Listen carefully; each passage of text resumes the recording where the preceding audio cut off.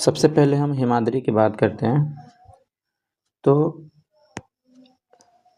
हिमाद्री हिमाद्री के बारे में एक चीज़ हमें पता होना चाहिए कि ये जो हिमाद्री है वो हिमालय का सबसे नॉर्थ पास्ट में है। जो नॉर्थ पार्ट है हिमालय का वो हिमाद्री है। इसी हिमाद्री में माउंट एवरेस्ट है, ठीक है, जो दुनिया की सबसे हाईएस्ट पीक माना जाता है। The Himadri the greater Himalaya, Himadri को हम लोग ग्रेटर हिमालय के नाम से भी जानते हैं, are the highest and most rugged part of the range, home to towering peaks like Mount Everest and Kanchenjunga।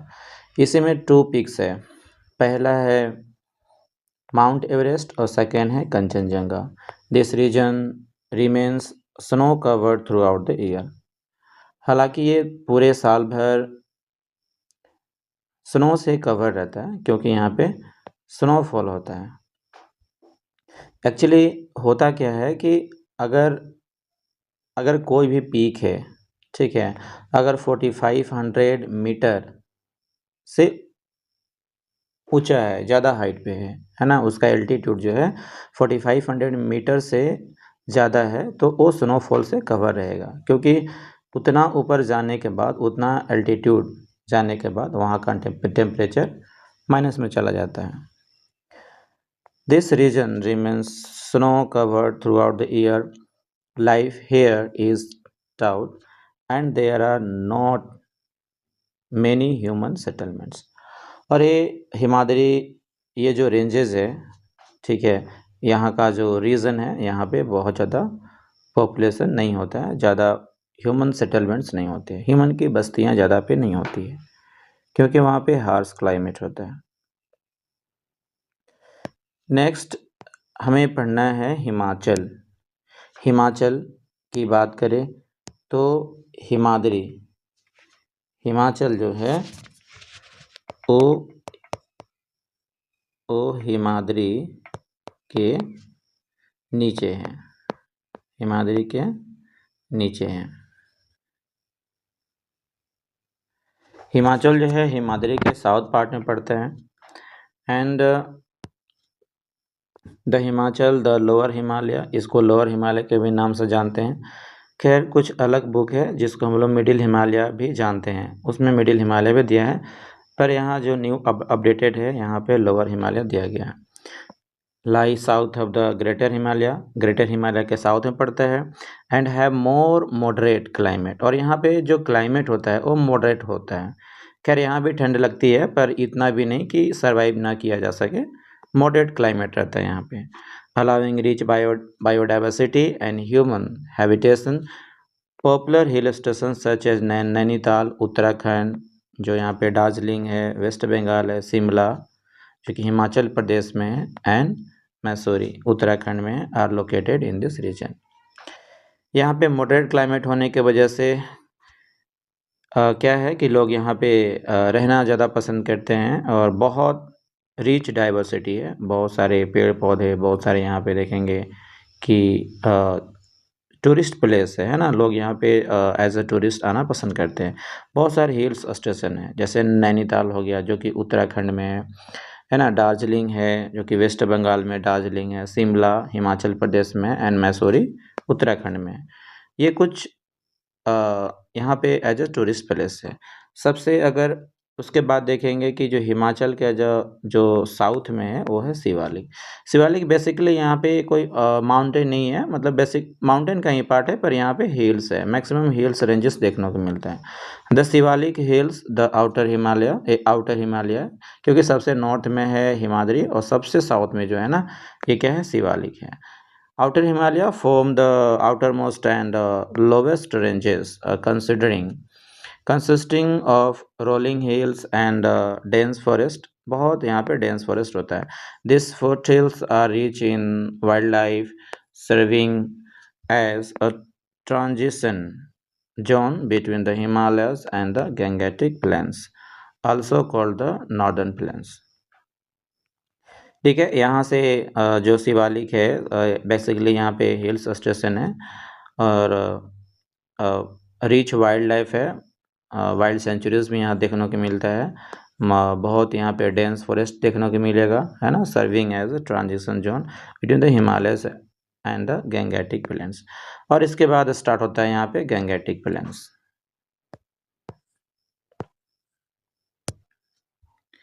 Can you locate the name of the state in the different parts of the Himalayas? Take a help of both the physical and the political maps for this experience. Political map देखेंगे, जो physicals map है उसमें हम लोग ये जो area है, जो रीजन है, जहाँ पे थ्री माउंटेन रेंज लाइज करता है, उसके बारे में हम लोग वहाँ पे देखेंगे। हम लोग कोशिश करेंगे कि मैप में हम लोग इसका पहचाने कहाँ पे है। The traditional house constructed method in the western Himalaya region is known as कटकोनी, कटकनी और धाजी ज्वेरी। ये वुड का घर बना हुआ है ना, जो कि नॉर्थ वेस्ट पार्ट में बना होता है। यहाँ पे इसको कथकुनी कहते हैं। स्टाइल है हाउस, ये हाउस बनाने का एक स्टाइल है, अलग तरीका है। Combination of locally available stone and would is used. इसके बनाने के लिए जो लोकल जो वहाँ पे स्टोन होते हैं उसको यूज़ किया जाता है और वुड का यूज़ किया जाता है, which not only keep the house warm but also resist damage in the even on the mild earthquake। जब earthquakes आता है तो डिमोलिश होने से बचाता है ना। और जो क्लाइमेट है वहाँ का, और जो ठंडा प्रदेश है ना एक्चुअली, तो यहाँ पे ये जो है ना हाउस, जो कि स्टोन का बना हुआ है, रॉक का बना हुआ है और वुड का बना हुआ है, ये अंदर में वार्म रखता है, गर्मी रखता है। The great Himalaya national park, the great Himalayan national park in Himachal Pradesh has a wide diversity of flora and fauna. The park has been declared। तो ये Himalayan national park in Himachal Pradesh में है। हिमाचल प्रदेश में नेशनल पार्क है और यहाँ पे बहुत सारे फ्लोरा एंड फाउना पाए जाते हैं। फ्लोरा एंड फाउना कहने का मतलब है कि फ्लोरा का मतलब होता है ऑल काइंड्स ऑफ प्लांट। जितनी भी तरह का प्लांट होते हैं फ्लोरा में काउंट किए जाते हैं, एज ए फ्लोरा माना जाता है।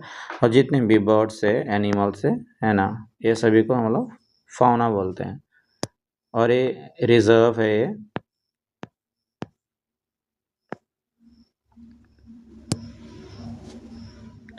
Great Himalayan national Park conservation area, Himachal, Himalayan monal male, a monastery in Ladakh, the Beas River in Himachal Pradesh, snow leopard display of produce in a local market in the Himalayas,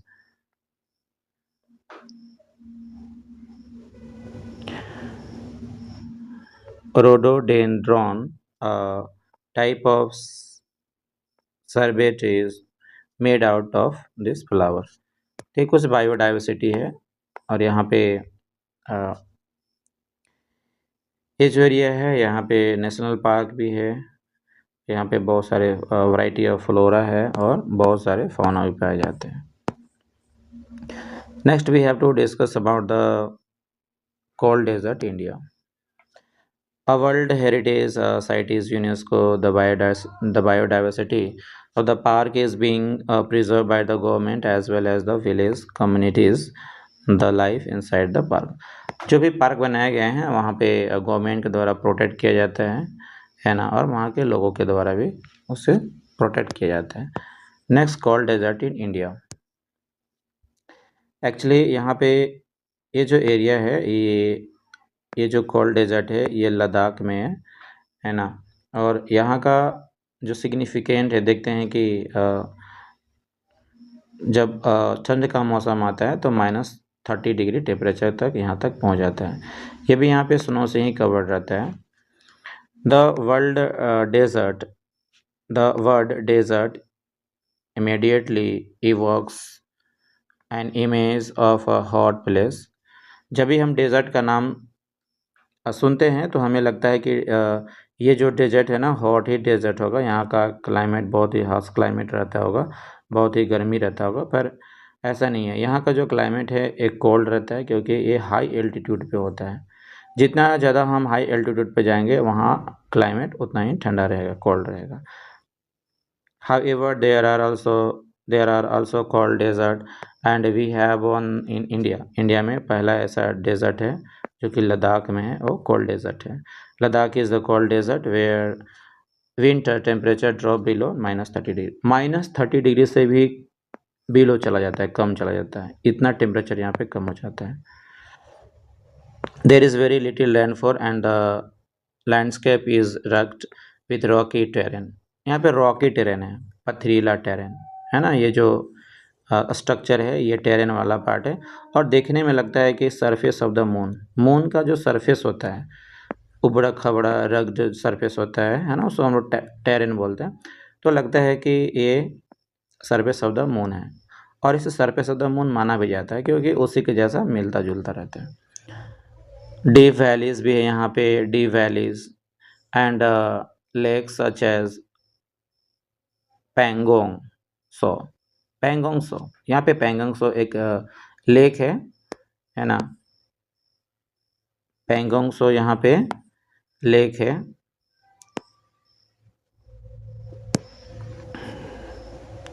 The terrain here resembles that of the moon, hence it is called moonland. Terrain है जो कि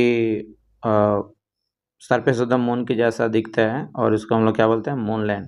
लद्दाख का जो ये जो area है उसको बोलते हैं हम लोग मूनलैंड, क्योंकि यहाँ का टेरेन मून का जो सरफेस है उसी के जैसा मिलता जुलता है, उसी के जैसा दिखता है।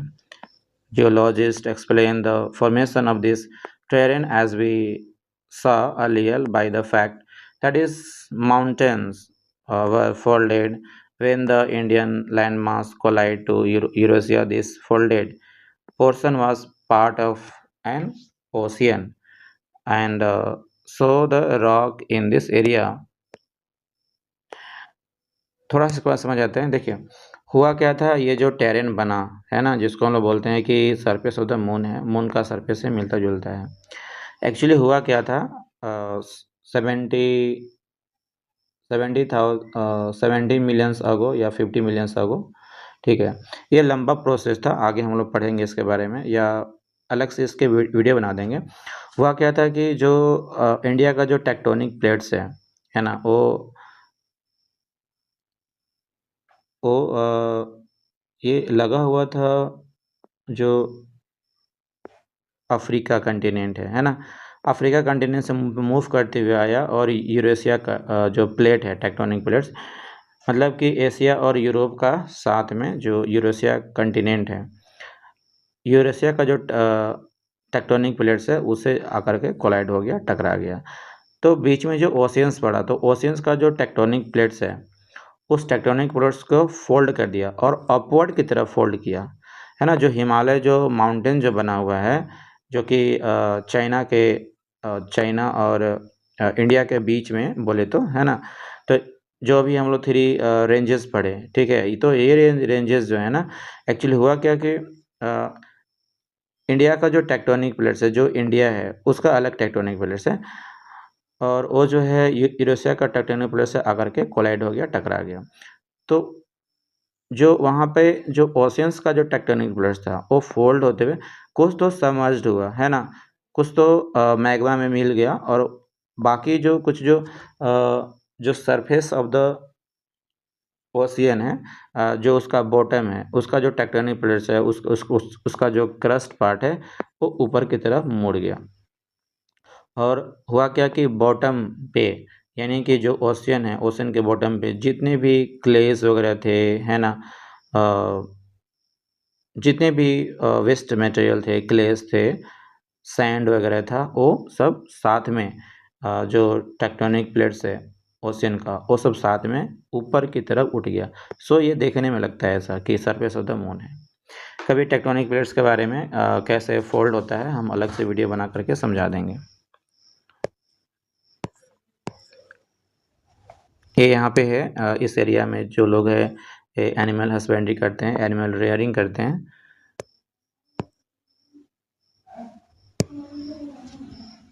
yak are very important for the lives of people in the Himalayas.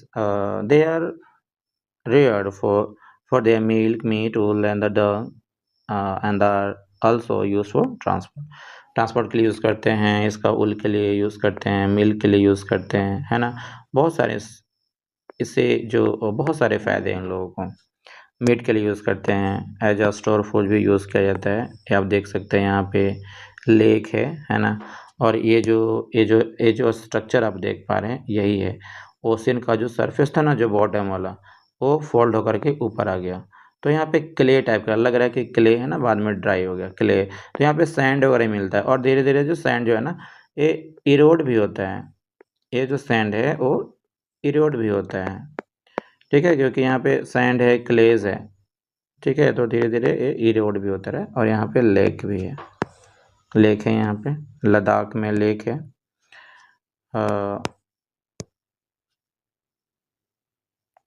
Pangong Tso lake है यहाँ पे लद्दाख में।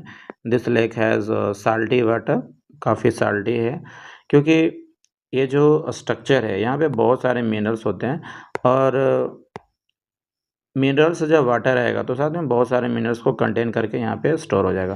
तो ये साल्टी लेक होता है, क्योंकि बहुत सारे मिनरल्स इसमें ये जो देख पा रहे हैं इसे कंटेन करके अपने साथ इसमें डिपॉजिट हो जाते हैं, तो इसलिए साल्टी लगता है।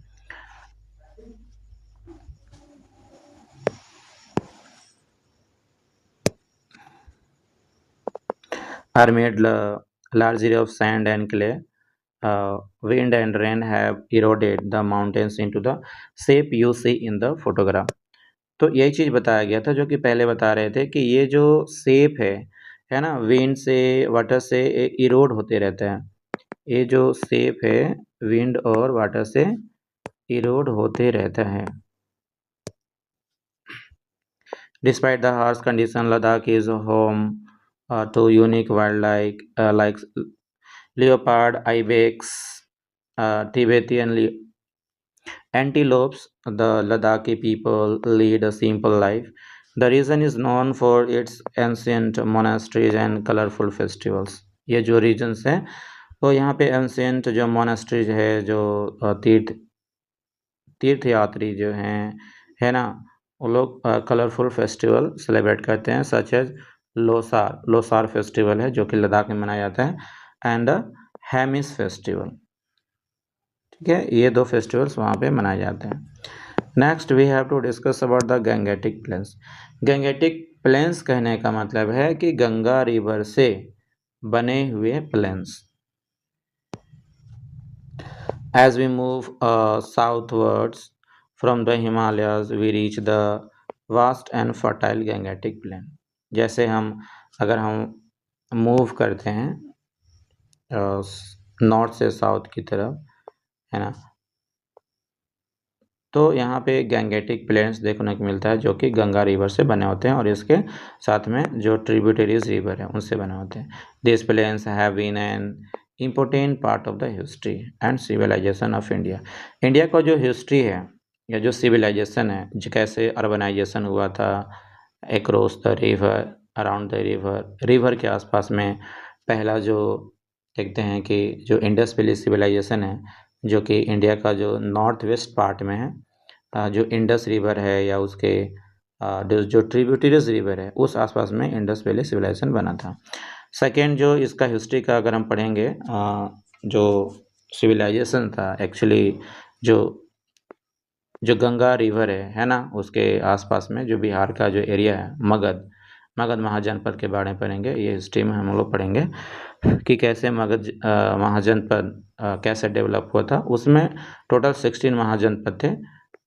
उसमें जो मगध महाजनपद था वो भी गंगा रिवर के आसपास में था, तो वो भी एक अर्बनाइजेशन हुआ, ठीक है। तो जितने भी सिविलाइजेशंस हुए हैं, जैसे कि जो इंडस वैली सिविलाइजेशन है या जो मगध के बारे में पढ़ना है, वो सभी रिवर के आसपास में ही हुआ। तो ये जो गंगेटिक प्लेन्स हैं, ये इंडिया का हिस्ट्री पढ़ने में बहुत हेल्पफुल है।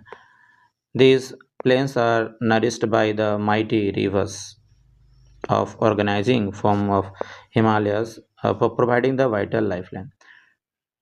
हिमालयन माउंटेन से निकलने वाले रिवर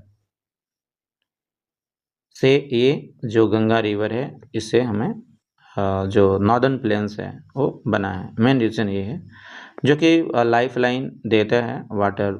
मिलियंस ऑफ पीपल वहाँ पे रहा करते हैं, उससे भी ज़्यादा रहते हैं, और वो उसको नॉरिश करते हैं जो वहाँ का रिवर है।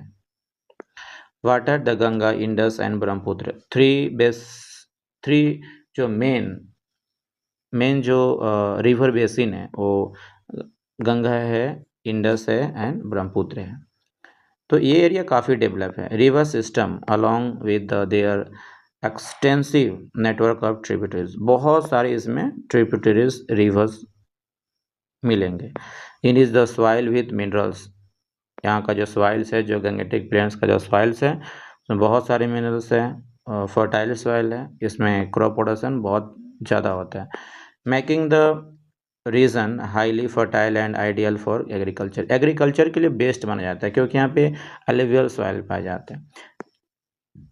The rivers bring with them minerals and rich enrich the soil, soil को एनरिच करता है, काफ़ी उपजाऊ बनाता है, बहुत सारे मिनरल्स लाते हैं। यहाँ का जो रिवर होता है, जब भी फ्लड आएगा रिवर में तो वो फ्लड जो है ना नए नए सॉइल को, नए नए टिनी पार्टिकल्स को, लूज सॉइल को लाएगा, फर्टाइल सॉइल को लाएगा और डिपॉजिट करेगा। Enabling abundant agriculture, the river are also a source of generating electricity. A large proportion of India's population lives in this region. बहुत सारे फायदे हैं। पहला बात कि इस जो रिवर्स है, रिवर बेसिन है, गंगा रिवर बेसिन है, उसके ट्रिब्यूटरीज रिवर है, आसपास के एरिया का तो फर्टाइल बनाता ही है। और साथ में एक चीज़ है कि कहीं पे यहाँ पे ब्लॉकेज करके, रिवर के बीच में ब्लॉकेज करके यहाँ पे बहुत बड़े बड़े जो हाइड्रो इलेक्ट्रिसिटी जनरेट करने का काम होता है, डैम बना करके, बांध बना करके वाटर का जो फ्लो है उसको रोक करके और उसको कंट्रोल करके हाइड्रो इलेक्ट्रिसिटी बनाया जाता है। और यहाँ पे बहुत ज़्यादा पॉपुलेशन है क्योंकि जो प्लेन्स वाले एरिया होते हैं वो हाईली पॉपुलेटेड होता है, क्योंकि यहाँ पे कुछ भी कंस्ट्रक्शन करना हो, जैसे हाईवे बनाना हो, एयरपोर्ट बनाना हो, रेलवे लाइन अगर यहाँ पे सुविधा देना हो तो ये काफ़ी इजी हो जाता है। देख सकते हैं यहाँ पे ये टाउन है, यहाँ पे एग्रीकल्चर हो रहा है, फार्मिंग एक्टिविटी, यहाँ पे क्रॉप प्रोडक्शन किया जा रहा है, यहाँ पे क्रॉप प्रोडक्शन का काम हो रहा है रूरल एरिया में।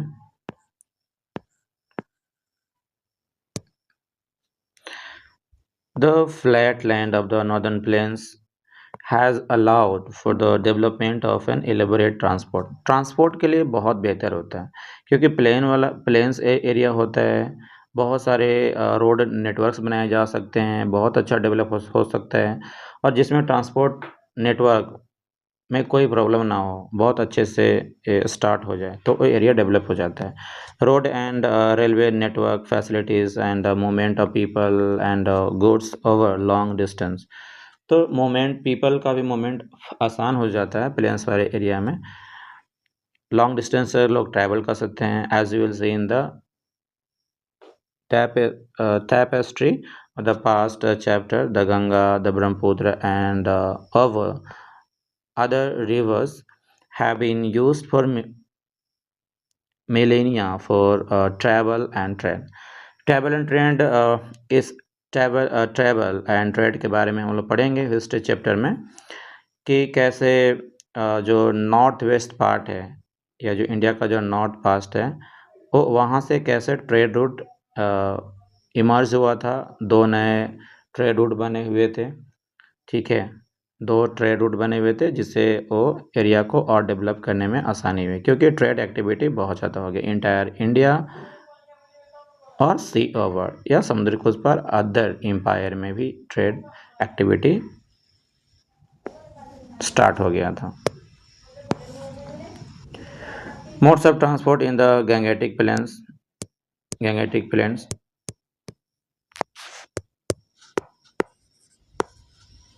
जो यहाँ पे देख सकते हैं कि ये जो रिवर्स है, ठीक है, रिवर में यहाँ पे बोट है और ये रेलवे लाइन है, तो गैंगेटिक प्लेन आसानी होता है डेवलप होना। That's for today class. I hope you'd have understood well। इसका नेक्स्ट पार्ट हम लोग अगले वीडियो में समझेंगे। So thank you, bye bye, take care.